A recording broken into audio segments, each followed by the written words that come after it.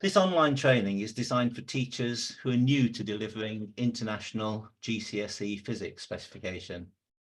Training comprises of 3 standalone modules which are booked separately, and this module, this session, focuses on teaching the course and hopefully will give you an understanding of the content of the qualification and how to cover it, and something about course and lesson planning. In the second session, which happens tomorrow at the same time, it's looking specifically at understanding the assessment and preparing students for it, and also a brief overview of support from Pearson that's available to teachers online. Let's have a look at the outline. Okay. I appear to have lost vision of the chat at the moment, which is a shame. Hi, Keith. If you Hi. need to get the chat back up, while you're sharing screen, if you scroll your mouse cursor to the top of your share screen options, and when the little drop-down bar appears, there should be the option to get the chat. Yeah. Can you see it? I can. I clicked it, but it's not appearing on my screen, which is a bit of a shame. But I'm not sure why. Oh, there we go. Yeah, it was just slow to respond. I apologize. Thank you for that. No worries. Keith, just to let you know, I've had a request for captions to be enabled for this meeting because there are some who obviously would prefer the captions just so that they can read along while they hear you. Yeah, I've no problem with that. Okay. Yeah.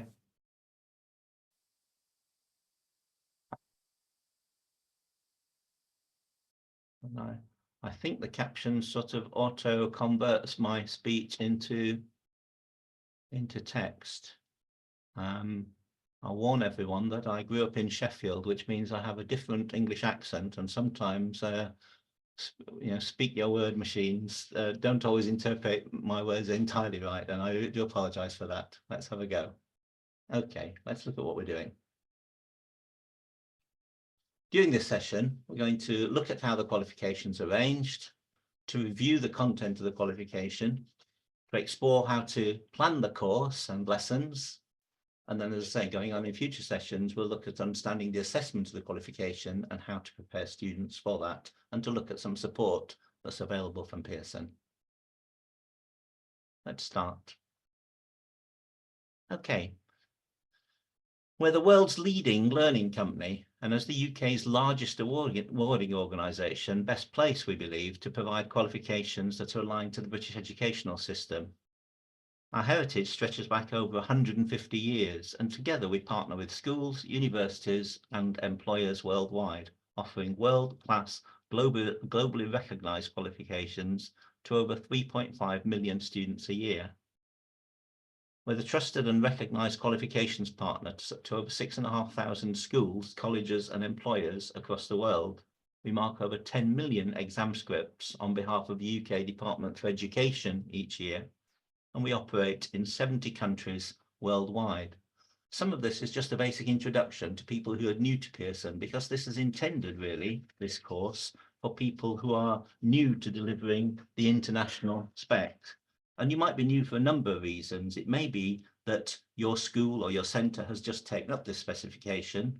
It may be that you as a teacher have just changed school and you're now working in a school which is teaching this specification, or you might actually be new to teaching yourself. And all of those are valid reasons for you to be joining this Welcome to Pearson session. Let's have a look at an overview of the specification and how it's assessed. The specification is the main document that you need to teach the course. The specification and the sample assessment materials are the documents which are downloadable, as Sweevar explained at the beginning. So you can download them, or you can access them directly from the Pearson website. The specification is the main document, and it outlines the aims of the course, the content that you must cover, and all the information that you need about assessing your students. There are also sample assessment materials, and when a specification starts, it's really useful because it gives examples of the type of question papers and what the questions will look like. It's really useful at the start of a specification. This specification has been running for several years now, and so we have a number of live papers, exam papers which have already been used, and so it's arguable that the real papers become a more important resource than the sample and assessment materials in this situation.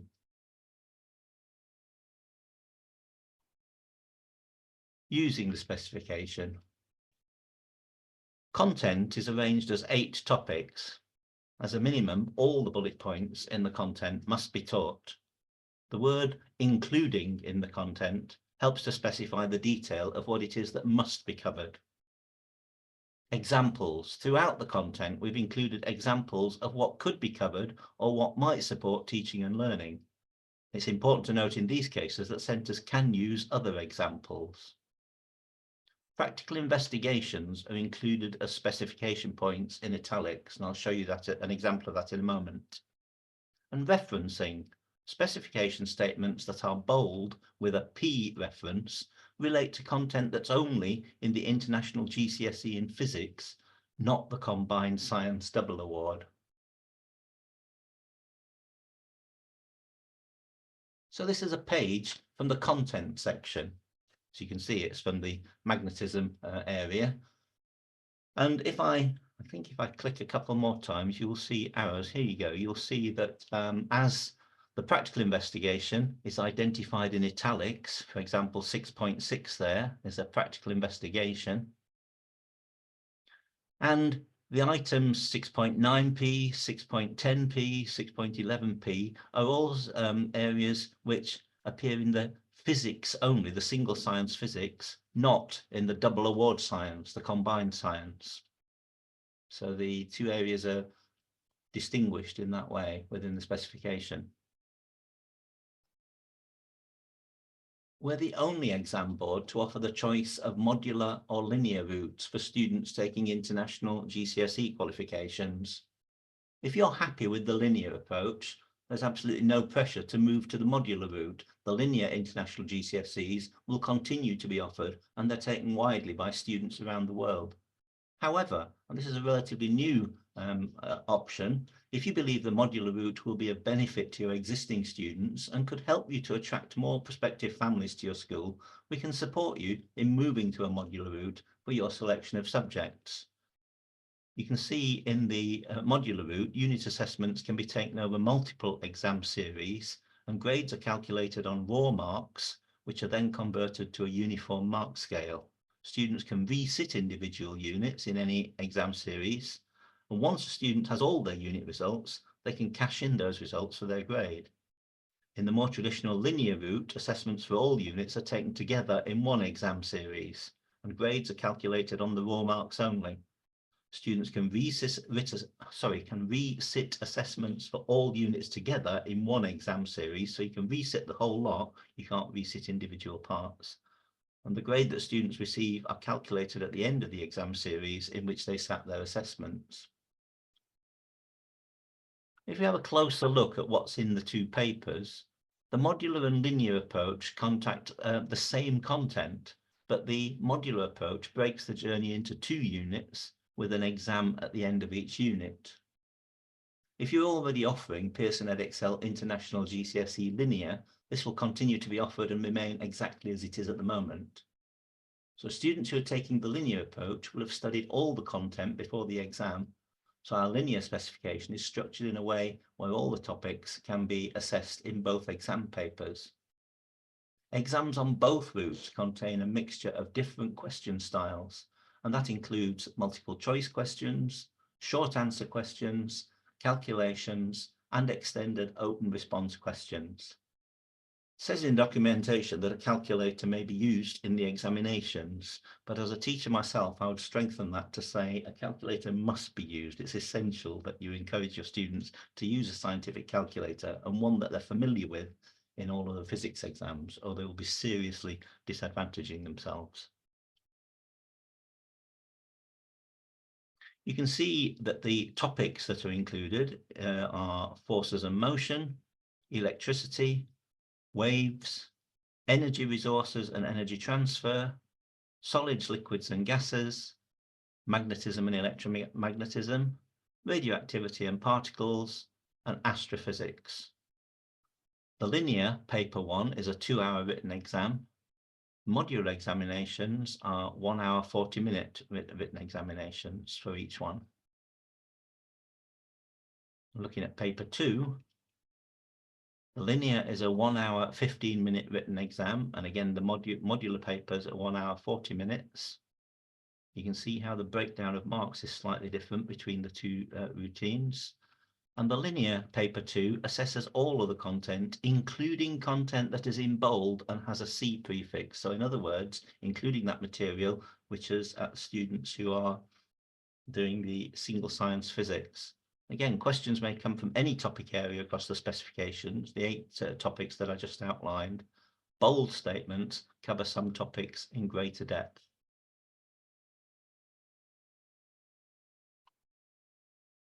Once again, the spec says a calculator may be used in the examinations, and as I say, I would strengthen that to say, make sure your students have one. You may want to change the way you teach the International GCSE chemistry specification content if you take the modular route for assessment. And to support your planning and teaching of the course, we're producing course planners, editable schemes of work, and getting started guides. First teaching for International GCSE physics on the modular route is this coming September 2024, and the first assessment of International GCSE physics. First assessment is on May or June, so summer of next year, 2025. These are being worked on currently, and as soon as they're available, they'll be uploaded to the relevant qualification website.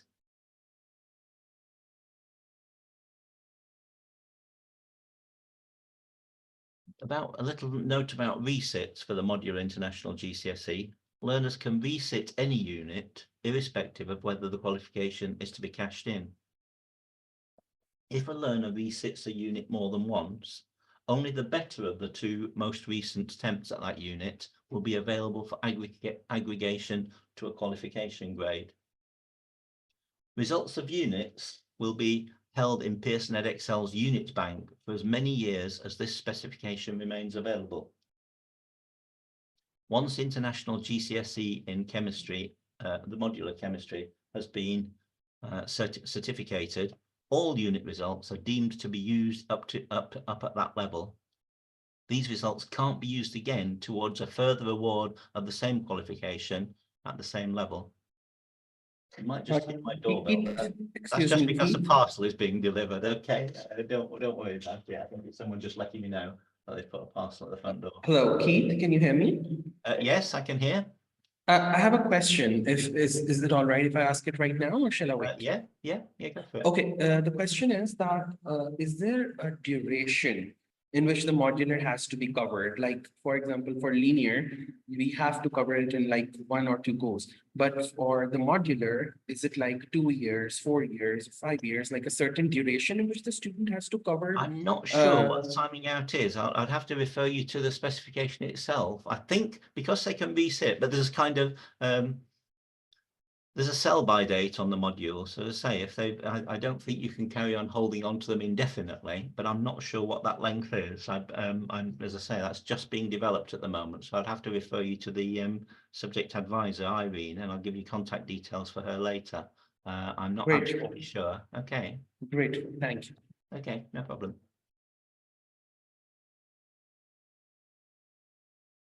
Okay, I'm going to start with a quick question and activity.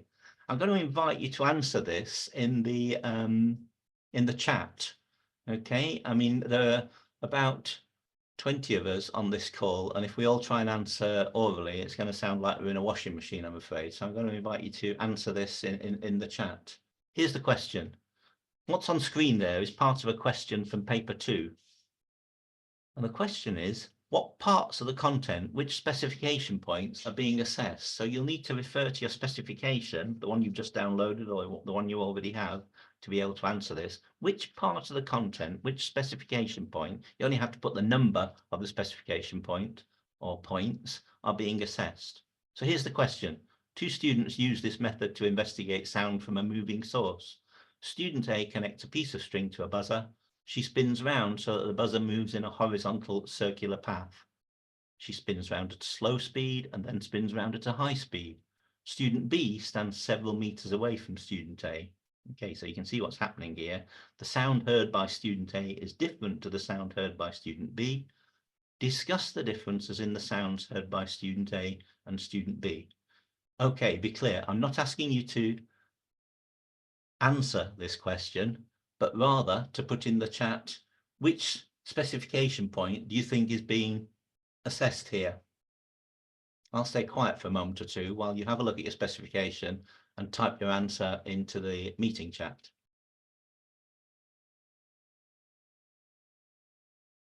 Okay, I don't disagree with you, Mohammed, but it's probably easier if you put the number in there, but you're absolutely right. Okay, okay. So which specification point is that? So we've had a first bid. Any other suggestions?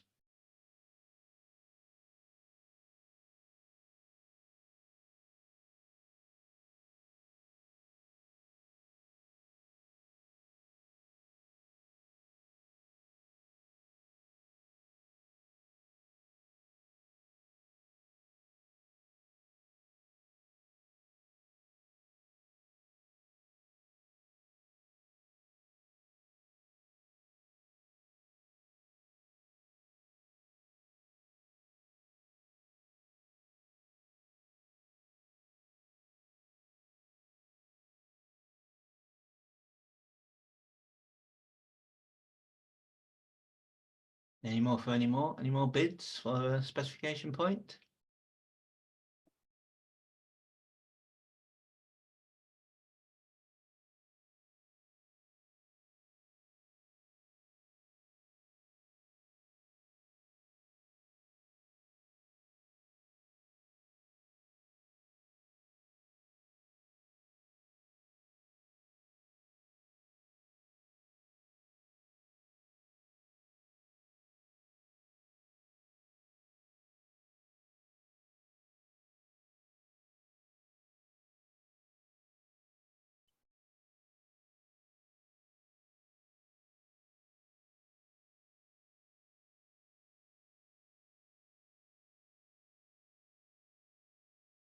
Okay, I'm going to jump in. It's most closely related to topic 3, waves, and actually specification point 3.8.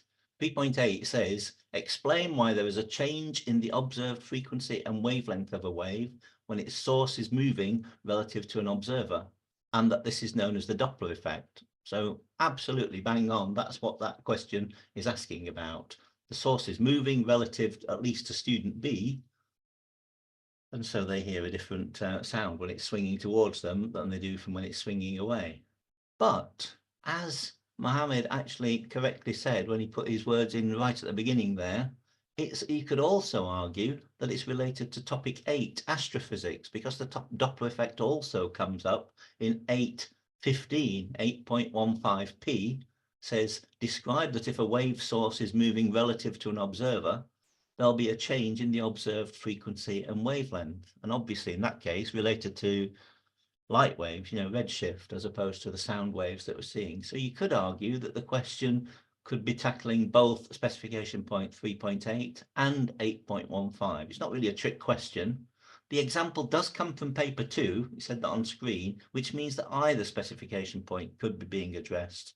Remember, paper 1 only assesses those specification points which are not in bold, those which are in both double award and separate sciences, while paper 2 assesses all content. So actually this question could be assessing 3.8 or 8.15.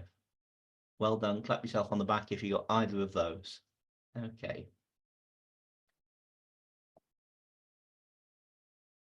What I'd like you to do now is choose one topic or part of a topic from the physics specification, one of the eight topics, or even a part of each of one of the topics, and plan the order in which you would teach that topic. Okay. And again, this is an answer that I'd want you to put in the meeting chat, please. In other words, you don't have to write out a complete terms teaching plan, obviously. I just want you to put down what you would start with, what you would do next, so which part of the topic would you start with, what would you move on, what would you move on to next?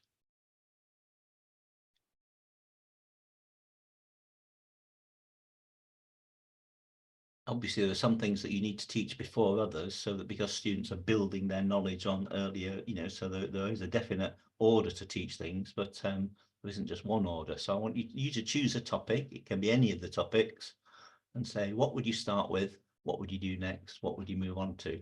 And if you put that in the chat, we'll have a discussion about that in a few minutes. Once again, I'll stay quiet for a few minutes whilst you do that.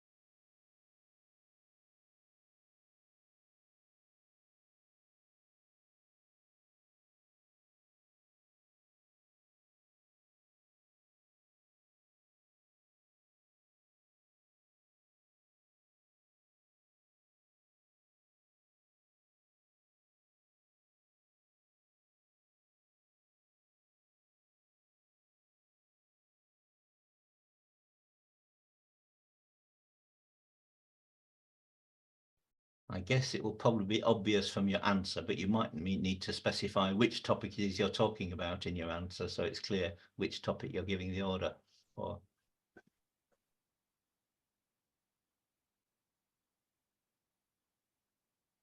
So great, Maya's demonstrated exactly what I'm looking for. So Maya suggested topic 3, waves, and labelled what order would tackle that topic in, starting with properties of waves, then looking at light and sound, then the electromagnetic spectrum.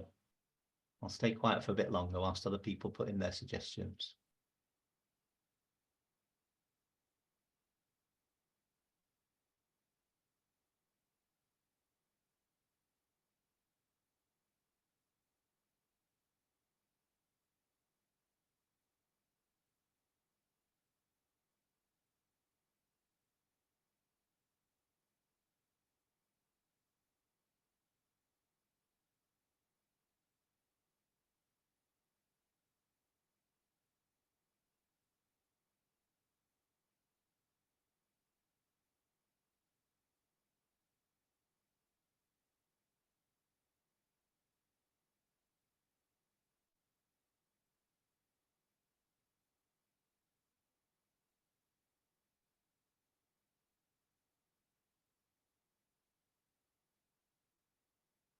I probably should have reminded you, as Sriva did at the beginning of the session, that when you're sending these answers, you need to make sure that the to is to everyone so that other people can see the answers. Otherwise, we can't call this a discussion, really. You need to be able to see other people's answers too. So remember, when you're sending the message to, that you make it to everyone.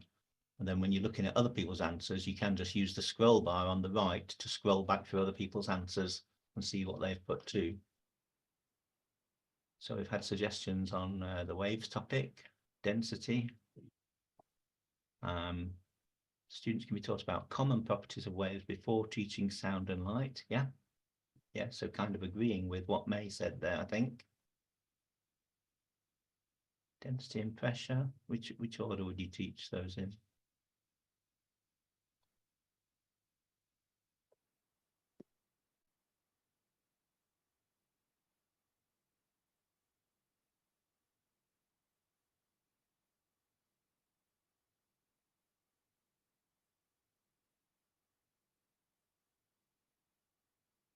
Yes, I think so would I. I would teach density and then pressure. Yeah.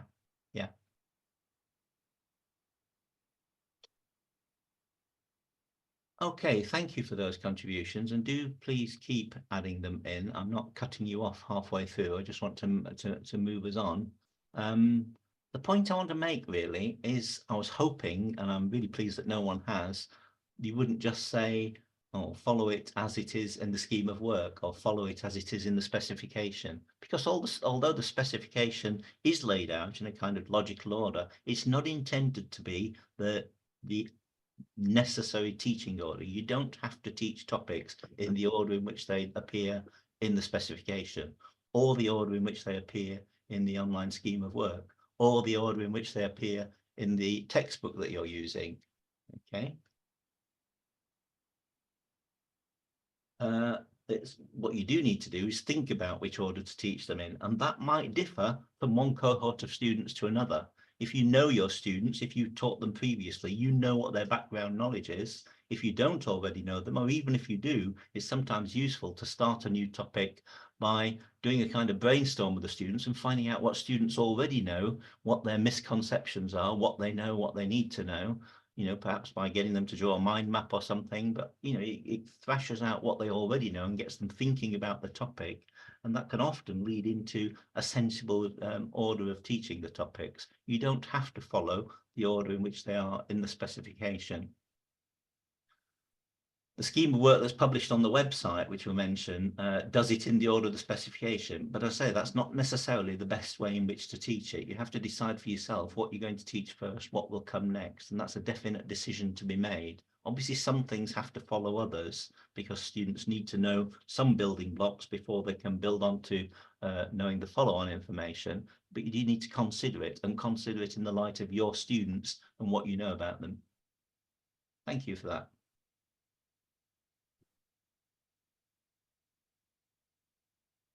How to prepare students in practical skills. This comes from the specification. The best way to develop experimental skills is to embed practical investigations in teaching or theory. The development of knowledge and experimental skills can then happen together, leading to secure acquisition of both knowledge and skills. I have known teachers who taught in schools where they've perhaps had 5 lessons of physics a week, let's say, and they might have a double on Monday afternoon and 3 singles, and they'll say, okay, we'll do all our practicals on Monday afternoon when we have the double lesson.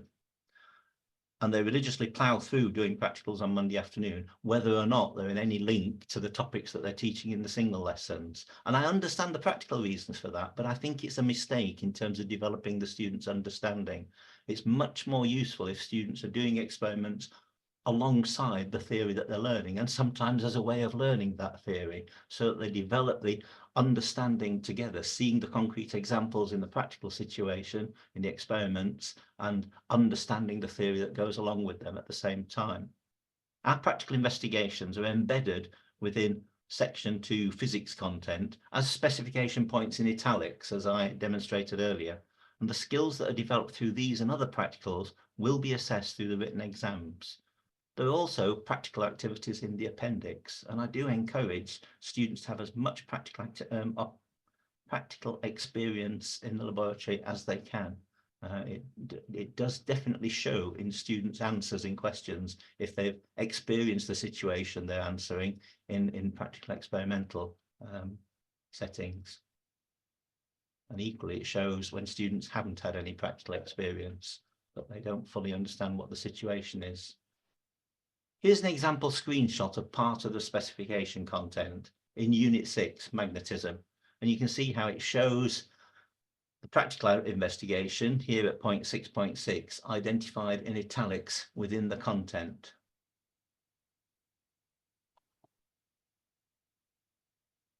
Here's a list of the areas which students might be tested on in the assessment of practical skills. Okay, the slide's quite dense, I know, but it's not necessary for you to read it out completely in detail. The point I'm trying to make is that students might be tested on a wide range of aspects of experimental skills, and it'll be important for us as teachers to include within our planning lots of time and activities to develop these skills. It's an area which is often downplayed in favour of covering all the content. And with this slide, I'm hopefully emphasising that to do so, not to give practical skills the time that they deserve, can be a costly error in terms of students' ability to achieve well in the exam. So all of the things listed on the slide there are things which students may be tested on related to skills they've developed during experimental activities. Here on the screen are some collated summary comments from the examiner's reports on papers 1 and 2 in the summer 2019 series. Each time there's a series of exams, the chief examiner prepares a report indicating how students did on individual questions, where students went wrong, where students did well, a really good analysis of how students have done on the individual bits of the paper. And examiners have noticed these things. Most students were able to recall the equations, and usually they handled the related calculations well. Successful candidates were competent in performing quantitative work, could recall relevant formulae and rearrange those formulae to obtain the correct answer. Students who gave the best practical descriptions showed evidence of undertaking all the required practicals themselves and could produce detailed, coherent methods whilst recalling the relevant results of these experiments. Less successful candidates had limited experience or could not recall information from the required practical tasks. They also overlooked the importance of the command words being used. The command words being used in the questions, that is. Successful candidates could recall facts whilst applying their understanding to new and complex situations. I ought to sing that line really, because I'm going to come back to that again and again. It's such an important part. It comes up again and again in examiners' reports that students sometimes struggle to apply understanding to new situations, understanding that they learned in one context, applying it to a different context. It's a thing that students often struggle to do. Responses to the longer questions showed that the less able students tend to struggle when assembling a logical description. So I'm going to ask you another question now to, again, put your thoughts into the chat, please. What are the implications for teaching and learning arising from that feedback from the examiner's reports? In other words, what impact ought it to have on how we teach and how we arrange the learning of our students as a result of that feedback? I'll go back to that slide so you can see the feedback on screen whilst you're trying to answer it. What are the implications for teaching and learning which arise from this feedback? And once again, I'll stay quiet for a few moments while you have an opportunity to put your thoughts into the chat. What impact could this have on our teaching and learning?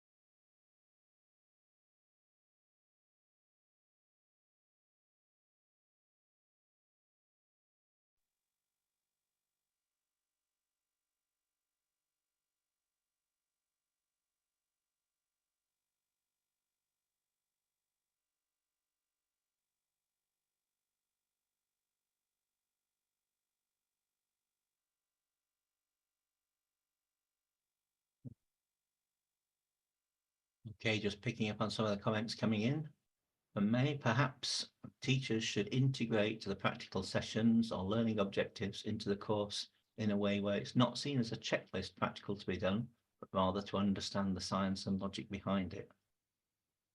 Absolutely, I would agree with that. I think there's been a shift in how we use experimental work as physics teachers, particularly away from what are the students doing, with more of a focus now on what are the students learning. So the things we should be asking ourselves as teachers all the time while we're planning experimental activities or teaching practical lessons is not what is it the students are doing, but what are they learning? How do I know what students are learning in this activity?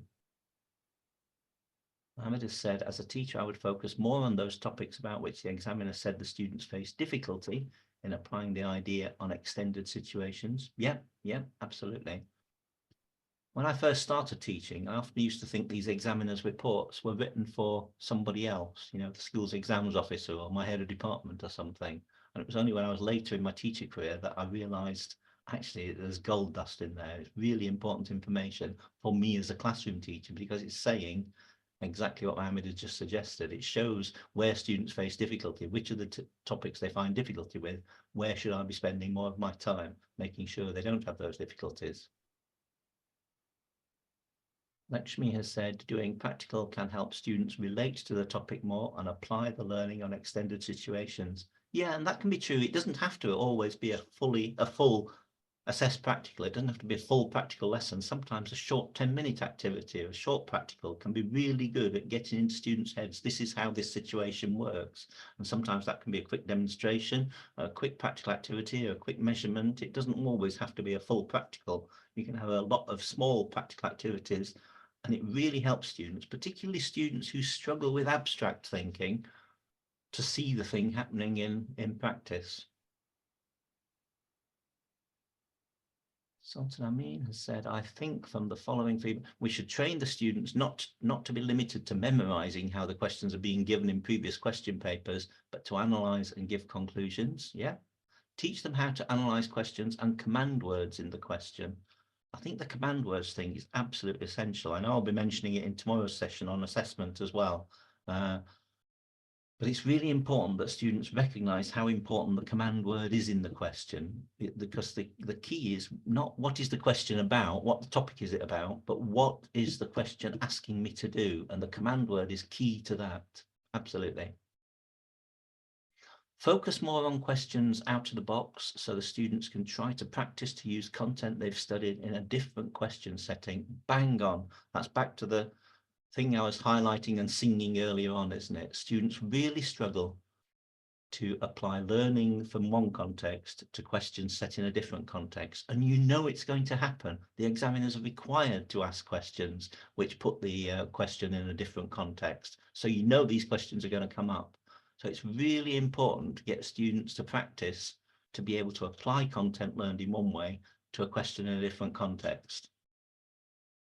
Exactly the example you give them now. The question that was shown earlier was a clear waves question, but could be used in astronomy. So it's applying one context learning, Doppler effect in sound, to a similar situation, but using light waves. Definitely ensuring that students understand and recognize differences between command words. The big one for me is the difference between describe and explain. If students answer an explain question with a describe answer, they're always going to lose 50% of the marks because they haven't done an explanation. They haven't said the because part. So it's essential that students understand what the command words mean and they tackle the command word that's in the question and have the ability to link the command word with the number of marks assigned for the question. Yep, spot on. Junaid said, objective of the experiment must be emphasized. Yeah. And get students to talk about why are they doing this experiment? What are they trying to find out? What is this experiment showing me? What am I trying to learn that I didn't know before? So the objective must be emphasized and it can be carried out in an interactive way. Formative assessment helps inculcating the in-depth understanding of the topic. I truly believe that most students will learn the content better when they have an understanding of how it applies in a practical situation. Thank you so much for those contributions. Thank you. And I enjoyed them so much, I'm going to ask you another one. And it's this. Astrophysics is probably one of the new topics in the, if you're new to this specification, that's probably one of the topics that you might not have seen in a previous specification that you were doing. And when students see the specification, astrophysics and astronomy or space might sound really exciting to students. And sometimes it sounds more exciting than it is, because famously, and you will know this as a teacher, there are few obvious practical opportunities. And as we've just been talking about, students are motivated and energized and engaged by active learning, including practical science. There are no core practicals listed in the astronomy topic, the astrophysics topic. And even if you have access to a telescope or binoculars, you may well be in a learning environment where students are not in school during the hours of darkness. I said this on one session I was leading, and one of the delegates said to me, actually, I teach at an international school which is just behind the mountains in Myanmar, and we can absolutely go out onto the mountain in the dark and do live astronomy. And all I can say to that is fantastic. I wish I was in that position. But for many, many of us, we don't have the students in school during the hours when they're dark. And whilst you can do some astronomy on the sun, obviously you can never ever look at the sun through telescope or binoculars. So you're restricted in what practical astronomy you can do during the hours of daylight. So what I want to do is invite you to share activities that you might use or that you have used successfully in the past with students when teaching aspects of the space topic. What learning activities would you include when teaching the astronomy topic?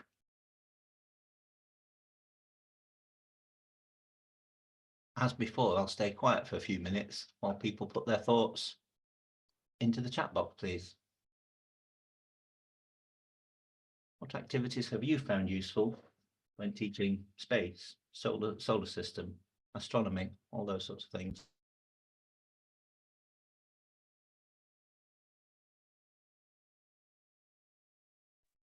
Trip to an observatory? Yeah, that's good. Yeah, absolutely. If it's an observatory near to you or a planetarium, that can be really, really good. Videos are certainly a possibility, and I know we very heavily, there's some excellent videos available on YouTube. Other platforms are available, but yeah, there are some really good videos available. I don't know how you found it. I find the excitement value of video has gone down during my teaching career. When I first started teaching, you could roll out a video and it's instant total concentration by students. Students are so used to seeing things on video now that it's sort of lost some of its wow factor, I think. But there's still some good videos, and as long as I can no longer put on a half-hour video and think students are going to be entertained and educated for that period of time, or even engaged, but you can do short clips and it can work really well. We can use ring-like objects to represent the orbits of planets and moons. Yep, good one. Virtual space exploration. There's some really good programs online, a variety of places utilize online resources and virtual reality experience to take students on virtual space exploration tours, visiting planets, moons, and other celestial bodies.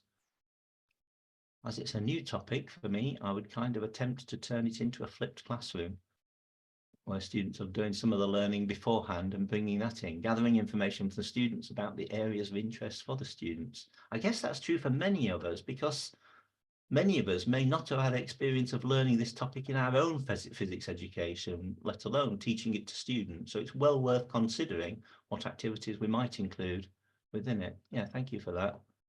One practice is the trampoline experiment that they usually use to explain space-time. Yeah, where you put weight in the middle and roll the ball around it. So I think, yeah, yeah, good one. Wow is right. I like wow. I think bringing wow into the lessons is a good idea. Videos, balloon expansion for expansion of galaxies, simulations, diagrams. Excuse me. An activity I've used, I mean, you want to be able to also do low-tech activities, don't you? There's some really good ones there. The trip to an observatory or a planetarium can be excellent. You also want to bring in some low-tech activities and smaller activities. Making sundials can be really good in terms of getting students' heads around the relationship between the movement of the body we're on, the Earth, and the moon and the sun. You know, making sundials can be a good activity. Did one activity making toilet paper solar systems. Sounds odd, but bear with me. Making a solar system on a toilet paper. What students often struggle with is the sizes. You can get diagrams in good textbooks. They've all got them. You'll have posters with them on. There are diagrams showing the relative sizes of the planets compared to each other. Massive Jupiter, tiny Mercury, and so on. And you'll also have diagrams which show their relative orbits. But of course, the scales of both those are hugely different. And if students have only seen the diagram that's on the poster or in the textbook, they will often confuse and think the planets are much closer together than they are, or much bigger than they are. You know, so so looking at the difference between the sizes and distances between them, the orbit of the planets, can be quite difficult. On a toilet paper, you use the toilet roll, and you say that one sheet of the toilet roll is equivalent to one astronomical unit. In other words, the length of one sheet of the toilet paper is one astronomical unit, the distance from the sun to the Earth. And they then, on a toilet roll, draw the position of the planets in the solar system So obviously Earth goes on the first set of perforations, and Mercury and Venus are on the first sheet of paper.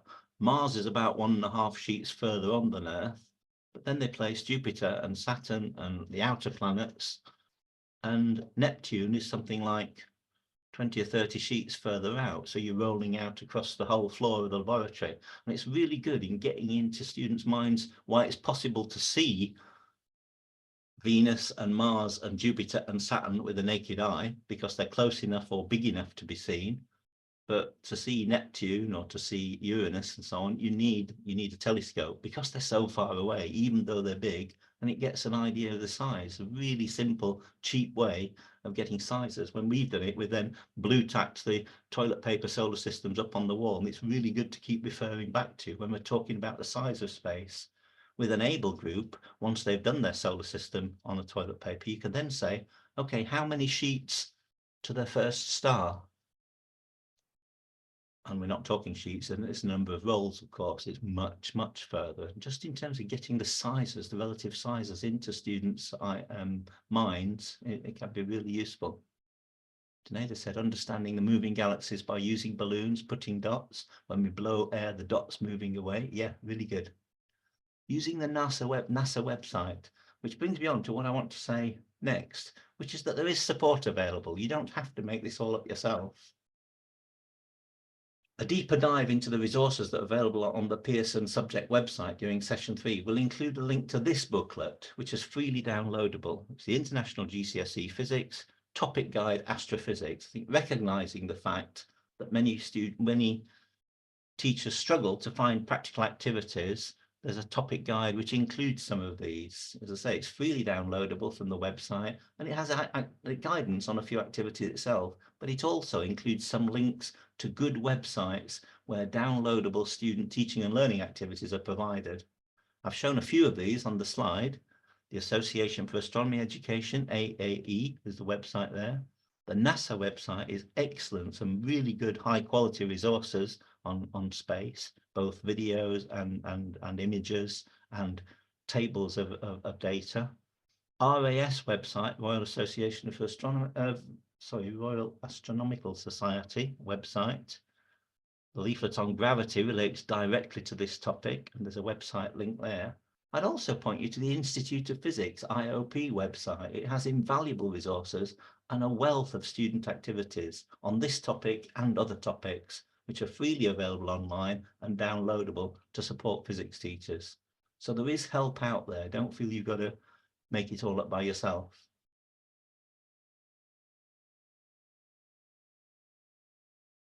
Okay, the next thing I want to ask you is about planning lessons. How do you plan your lessons in physics? Do you, for example, have a common lesson structure as a starting point, which might be a structure that's laid down by your department or by your school, or it might be your own common lesson structure? Are there any ways you might need to adapt your method of lesson planning to deliver this specification that we're talking about today? So just a few moments silence again for people to put in the chat room. What methods do you use to plan your lessons? Do you have a common blank form that you fill in, or do you start with a blank sheet of paper and plan your lessons? I'm assuming you do plan your lessons. What method do you use for planning?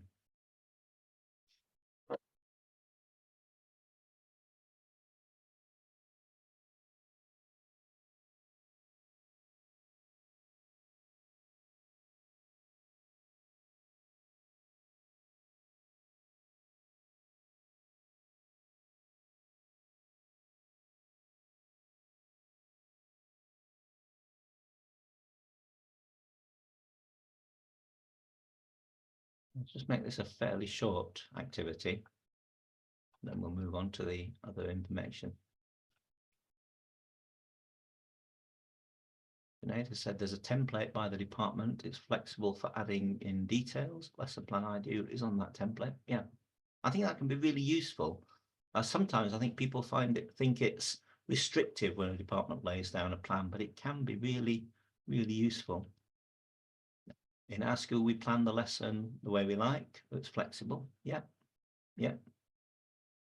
I mean, I think that when that's the case, I think it's useful to think for yourself whether or not you need to make yourself a sort of template.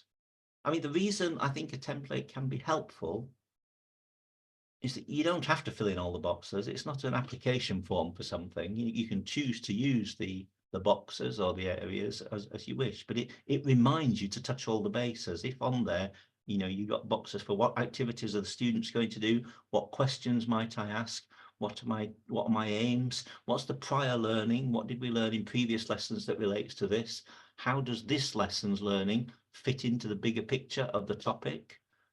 And just thinking of those things in lesson planning can be really helpful in ensuring that we're touching all the bases, that all the students with different learning styles and strengths and different levels of needing extension or needing support are all covered. So it can just be a reminder to think, okay, how am I going to get this difficult concept across to students of differing abilities within my room?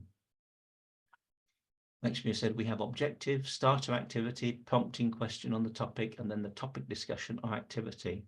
It was some way into my teaching career when I realised how useful it was to actually plan some of the questions I would ask. Not every question I would ask in the lesson, but planning some of the questions that I'd be asking students, and you know, actually write on there at this situation, at this point in the lesson, I will ask this named student this question, and it builds in questions that tackle higher order thinking skills. Because if you just make up the questions off the spur of the moment, off the top of your head in the time, they often tend to be lower order questions, questions that you can answer with yes, no, 42, that kind of answer. If you want students to think more deeply and answer questions in more detail, sometimes writing those questions down in advance can be really helpful. A flexible template based in the topic demand helps.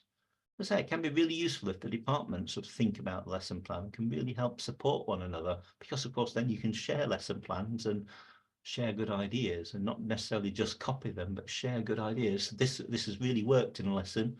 This one fell flat. I wouldn't use this one, you know, and it can be a really good baseline for sharing teaching and learning ideas, which I think department meetings should about. Too often we devolve into just discussing admin things at department meetings, whereas what we should really be spending time doing is talking about what really matters, what's happening in the classroom. So we got one last plan here: basic plan outline, introduce the topic, explain specific point, demonstrate, might be video or other, students solve past paper questions. Different one from Junaid: starter activity, brainstorming, teacher's exposition, methodology, activities, plenary, reflections by students. Yeah, there isn't a right answer to this really, but as I say, I think it is useful to at least consider whether you should either have a combined plan, shared plan, or even your own plan. I think it can be more useful than just a blank sheet, because it reminds you because you'll end up with the plan in your head if you're not careful, and it ends up being the same plan every time is what I'm saying. Or there's a danger of it going that way. So saying these are the priorities for my planning can be really helpful. Starter, introduction, lesson, episode 1, quick questioning, lesson, episode 2, quick check, solved examples, exam style questions, plenary. Yeah, really good. It's always good to apply the concepts to exam type questions. Absolutely agree. And also relate to daily life problems. I think it can be really useful when students have just done a practical activity, whether that's a core practical or just a general everyday practical, to follow it up with a question of an exam type, even a part question, which tackles that learning, so that students get used to thinking, how might I be asked about this sort of practical learning, the learning from this practical activity in an exam situation. Yeah. Okay, thank you for that. Let's go on and have a look at support and resources that are available. Okay, there's support available. This just lists in a tabular form freely available support that we have. So getting started guides, training events, subject advisor support, community forums, schemes of work, skills mapping, sample assessment materials, examiner reports, exemplar marked responses, past papers, exam wizard, mark schemes, results plus mock exam analysis, results plus access to script service. If you log into the session 3 of these welcome to Pearson sessions, we go in a bit more detail into the different types of freely available support that's available on the website and from subject advisors. But here's just sort of summary of the sort of things that you can find or ask for from freely available from the board. And a number of resources available on the website.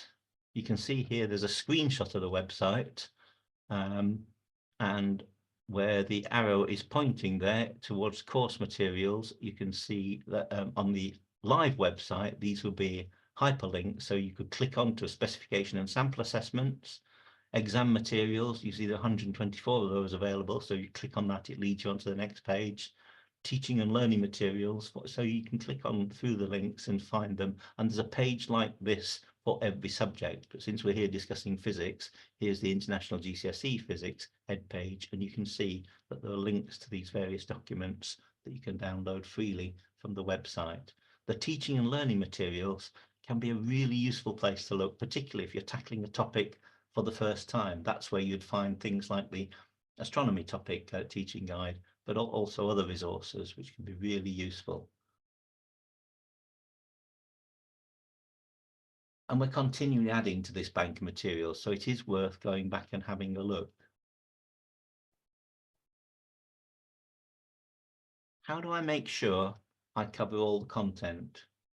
This is an introduction to the following few slides of the areas to be considered by teachers in ensuring full coverage of the content. We need to think about specification, about lesson plans, which we've just been discussing, about schemes of work and year planners. Here's a screenshot of the first part of the 2-year course planner, which is included in the Getting Started guide. The course planner is also available as a Word document at the same location online, making it easy to edit and fit into your own needs. The planner gives one way of approaching the content, so this is all covered during the time available. Of course, you'll need to adjust that time to fit your own school's timetable, because every school has its own unique set of how long a lesson is, the number of contact hours you get per week, and whether the school delivers the GCSE over 2 years or 3 years or some other time period. Some schools start their GCSE some way through year 9. So you'd need to adjust it, and you can do so because it's a Word document. You can easily cut and paste and adjust it to your own timing. This is based on the linear course, all assessed at the end, so there's flexibility about which order the topics are taught in. If you're later on following a modular course, obviously you'd need to link all the parts within the module that you're aiming towards within one time. As we mentioned before, the order of topics that are in the specification and in this example course planner are not intended to suggest that this is the only order in which you can teach the topics, or even the best order in which to deliver the content. You'll need to decide for yourself which topic you want to start with and how you want to move on. Sorry, it was someone speaking then. I heard a microphone click. No? Okay. Yeah, sorry. And because it's an editable, as I say, it's in Word format, in this case in a Microsoft Excel format, it's very easy to cut and paste and put them in the order that you want to. You can see that each of the topics has the number of hours per topic listed there, so you know in your own context how many lessons that's going to need to cover it. But it's really useful, I think, to have a course planner laid out, because particularly either if you're new to teaching or new to teaching a new specification for you, it's really easy to put absolutely everything into the early topics and then find yourself at the end of the 5th term in year 11 with half the course still to do. That's exaggerating, but you know what I mean. You can run out of time if you're not careful, because and it's important to sort of plan out the whole timing, not because you have to stick to it rigidly. Things get in the way, you know, illnesses, school trips, all these sorts of things can get in the way of the plan, but it's a thing to be sort of working from and to move back to, so that you don't run out of time to teach the later topics. Just a mention of Results Plus. Results Plus is a tool that teachers find extremely useful in analysis of their students and their own teaching performance. Using Results Plus, you can see in-depth data on the performance of a candidate, a class, or a whole school in reference to the whole cohort, whether it's the whole world or the cohort in the country in which you're working. And teachers can use this to see which questions and specification points students have performed well in and poorly in, and use this in their choices around revision, resits, and future classroom teaching. Results Plus is freely available to every school and centre that's entering students for any Edexcel specification. It's a really useful resource. Just a brief outline of how it works. It was developed, Results Plus, in 2007 when Pearson Edexcel looked at how it could modernise its exam marking process and brought over e-pen marketing technology actually from the United States. So students take their exam in a traditional paper-based way, as they always did. They get a paper and they write on it, using a pen.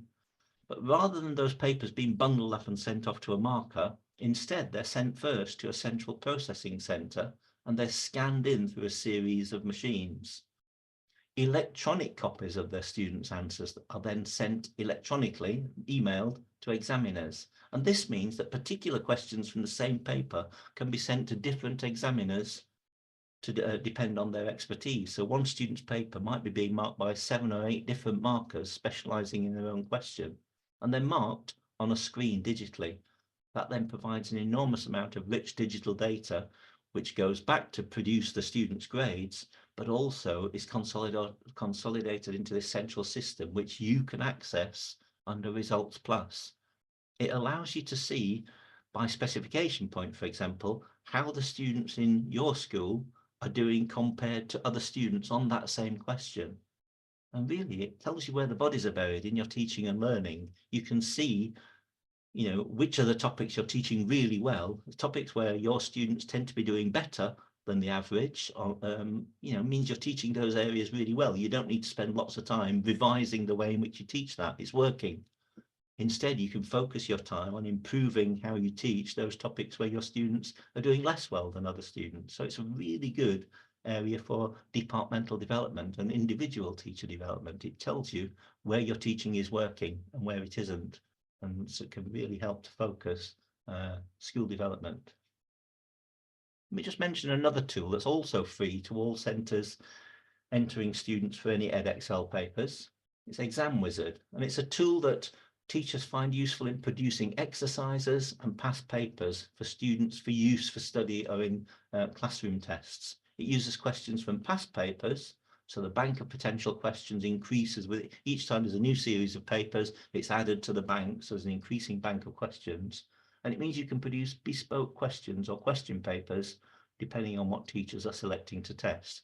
And again, as I say, in the shorter module 3, where we're looking in some depth at the support available, I can go through in more detail on how this works. It's a really useful resource to be able to produce not just mock papers, but homework questions, end of topic tests, things like this that you can use, which are based on exam questions or part exam questions, and you know that you're asking questions which are marked at the same level that they would be in a final exam.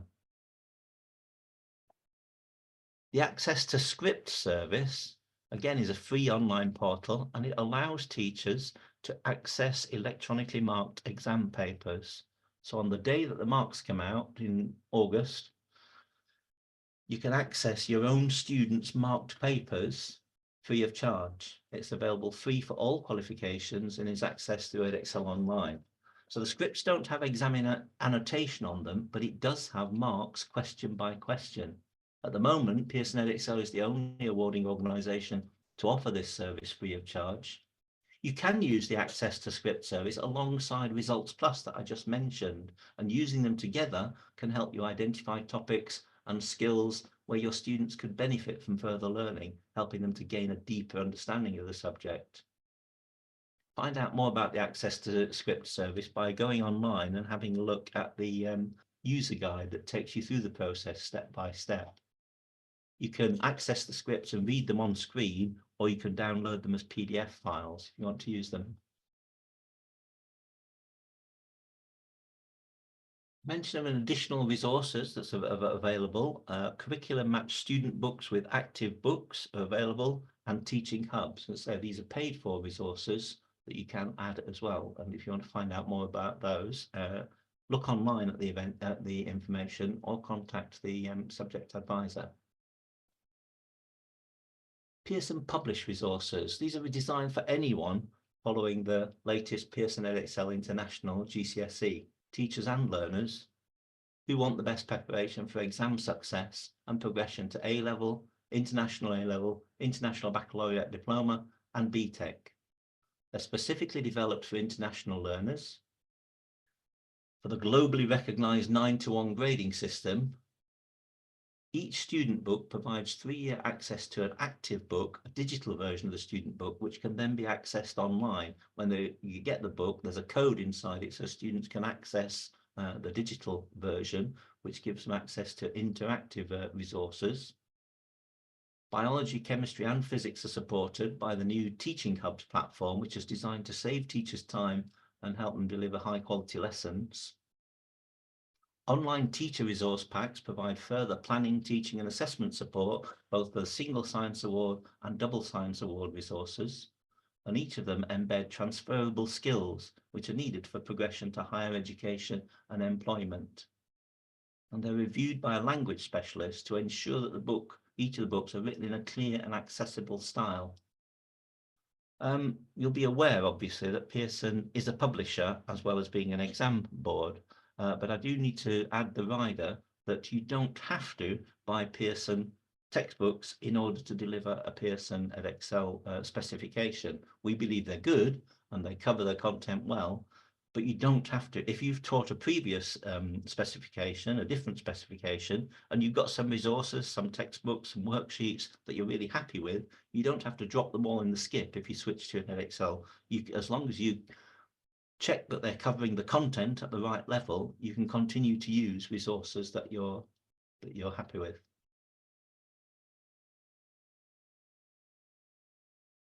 Spend less time planning with schemes of work that break the International GCSE specification into hour-long lessons. Detailed lesson plans for each hour of teaching with time allocations to suit different lesson length, as well as in-depth teacher guidance.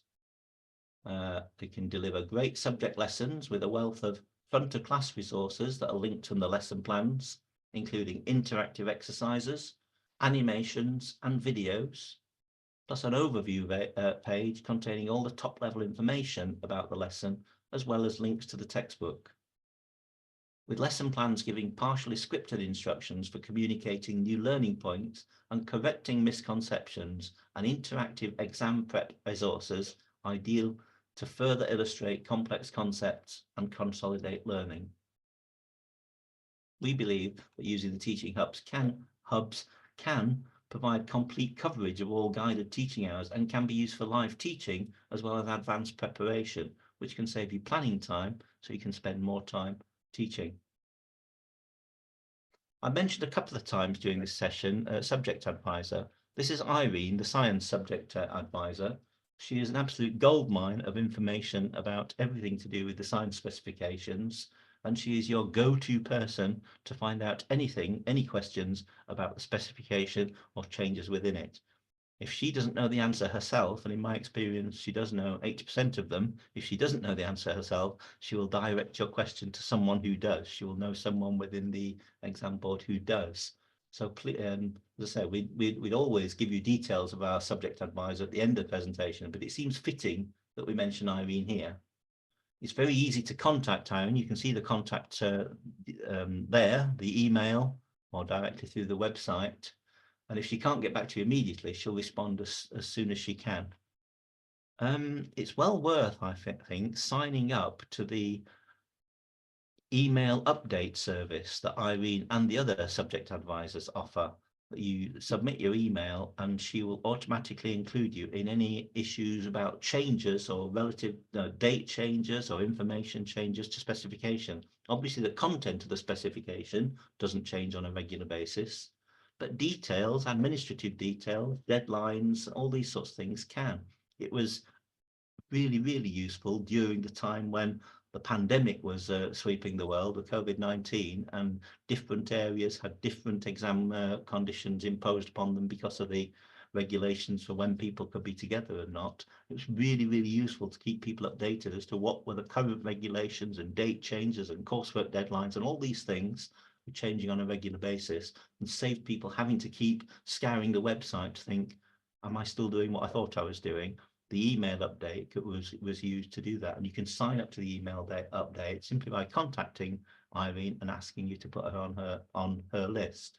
So a really useful resource. Is ATS also available for AS physics? Sorry, what do you mean by the ATS? I'm sorry. Access to script. Sorry, yes is the answer. Yes.